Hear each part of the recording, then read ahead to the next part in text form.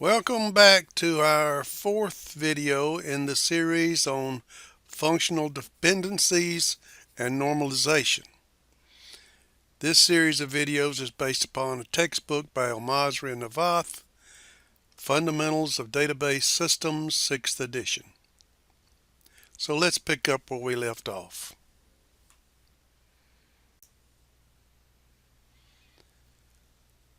So far, we have dealt with informal measures of database design.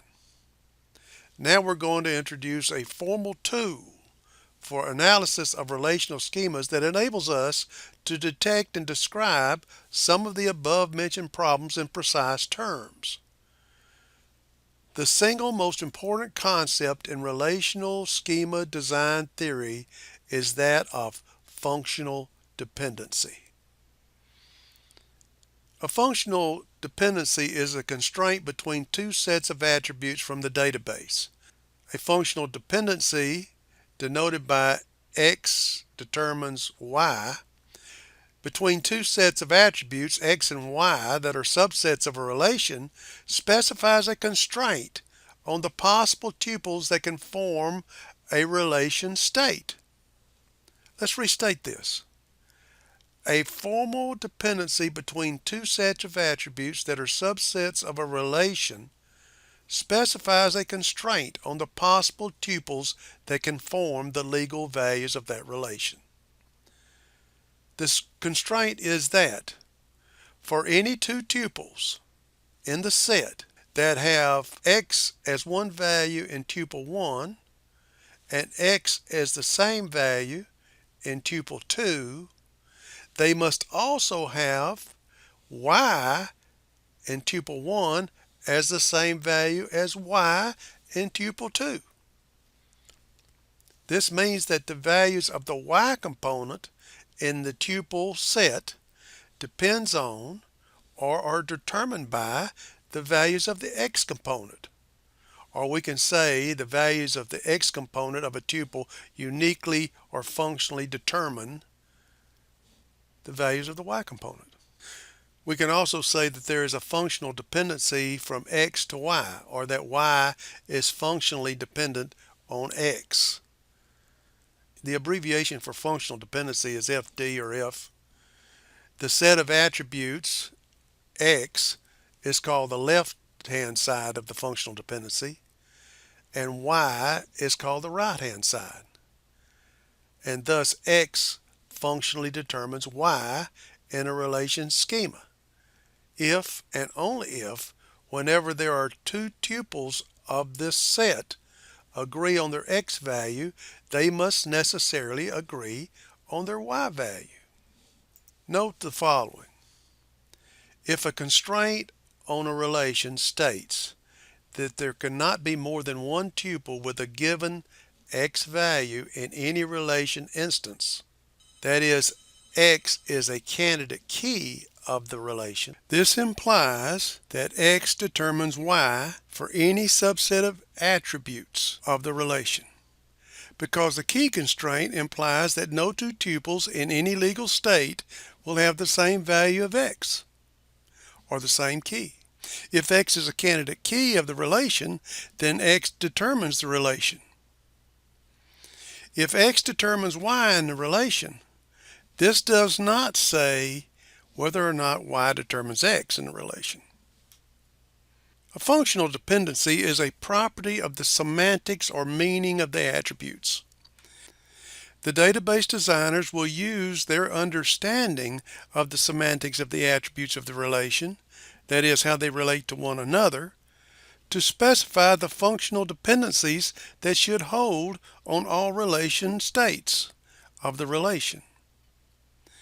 Whenever the semantics of two sets of attributes in a relation indicate that a functional dependency should hold, we specify the dependency as a constraint.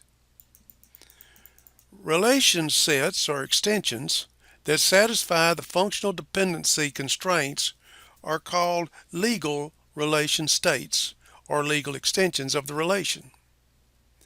Therefore, the main use of functional dependencies is to describe further a relation schema by specifying constraints on its attributes that must hold at all times.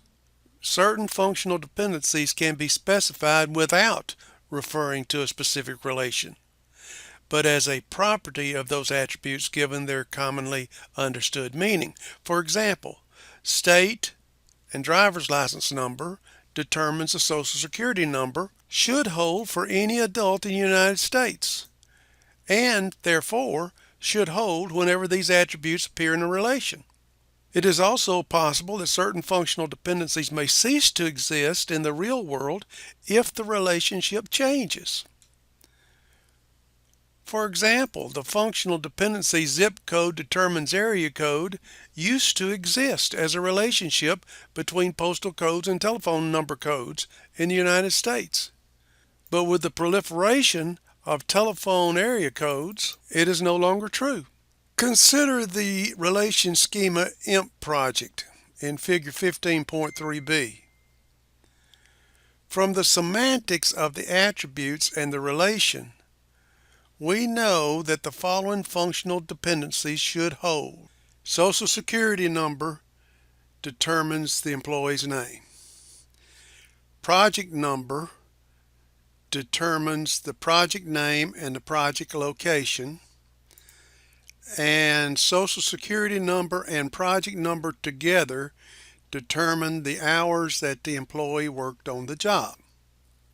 Alternatively, we can say that the employee name is determined by the Social Security number, that the project name and project location are functionally determined by the project number, and that the hours are functionally determined by the project number and the Social Security number together.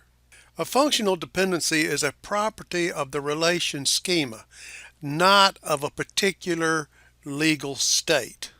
Therefore, a functional dependency cannot be inferred automatically from a given relation extension, but must be defined explicitly by someone who knows the semantics of the attributes of the relation.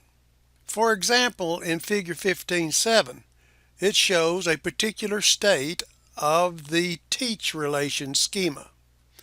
Although at first glance we may think that text determines course, we cannot confirm this unless we know that it's true for all possible legal states of teach. It is, however, sufficient to demonstrate a single counterexample to disprove a functional dependency. For example, because Smith teaches both data structures and data management, we can conclude that teacher does not functionally determine course. Given a populated relation, one cannot determine which functional dependencies hold and which do not unless the meaning of and the relationships among the attributes are known. All one can say is that certain functional dependencies may exist if it holds in that particular extension. One cannot guarantee its existence until the meaning of the corresponding attributes is clearly understood. One can, however, emphatically state that a certain functional dependency does not hold if there are tuples that show the violation of such a functional dependency. See this illustrative example relation in figure 15.8. Here the following functional dependencies hold because the four tuples in the current extension have no violations of these constraints. B determines C. You see B1 determines C1. B2 determines C2. Once again, B2 and C2. We can make the assumption that B determines C because of that. C determines B. C1, B1, C2, B2, C2, B2. Because of that, we can assume that that functional dependency holds. However, the following do not hold because we already have violations of them in a given extension. A determines B. Well, there's A1 is determining B1, and there's A1 determining B2. That does not hold. B determines A. Well, here's B2 determines A1 and B2 also determines A2. That does not hold. D determines C. Well, D2 determines C2 and D3 determines C2. That violates that one. This figure introduces a diagrammatic notation for displaying functional dependencies. Each functional dependency is displayed as a horizontal line. Here's a horizontal line.